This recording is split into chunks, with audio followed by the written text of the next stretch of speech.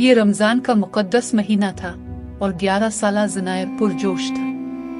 वो अपने खानदान के बड़ों की तरह रोजा रख रहा था, सहर के लिए जाग रहा था और इफ्तार का बेताबी से इंतजार कर रहा था।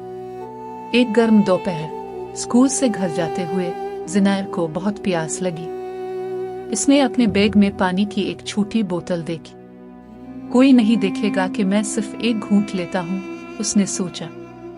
लेकिन फिर उसे याद आया, अल्लाह हर वक्त देख रहा है। रोजा रखने का अज़्म करके ज़ुनैर ने अपना बैग बंद किया और चल पड़ा। घर पहुंचते ही इसने अपने बूढ़े पड़ोसी चचा करीम को देखा कि वो भारी ग्रोसरी बैग उठाने में तग-ओ-दो कर रहे हैं। ज़ुनैर तेजी से उनकी मदद के लिए भागा।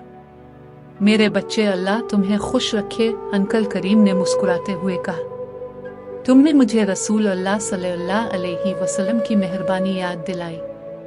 इफ्तार के वक्त ज़ुनैर का दिल भरा हुआ महसूस हुआ, न सिर्फ खाने से बल्कि सही काम करने की खुशी से। उसने सीखा कि रमजान सिर्फ भूखे रहने का नाम नहीं है, ये ईमानदारी, सब्र और दूसरों की मदद करने के बारे में है। इस रात सोने से पहले ज़ुनैर ने दुआ की, अल्लाह मुझे हमेशा सही इंतखाब करने में मदद दे, यहाँ तक कि जब कोई नहीं देख रहा हो। वो जानता था कि अल्लाह पहले ही इसकी दुआ का जवाब दे चुका है। कहानी का सबक, हकीकी रोजा सिर्फ खाने पीने से परहेज करने का नहीं है, बल्कि ईमानदारी, सब्र और मेहरबानी का भी है।